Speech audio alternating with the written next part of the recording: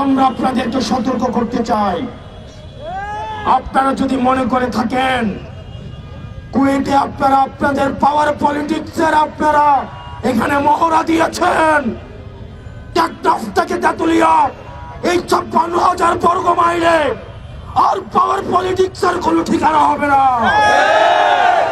কুয়েটে যে নির্যাতন নিপীড়ন চালানো হয়েছে, আবার আমরা দেখেছি হেলমেট বাহিনীর আগমন হয়েছে, রামদা বাহিনীর আগমন হয়েছে, তাদেরকে আবার জাতির সামনে প্রকাশ করা হবে।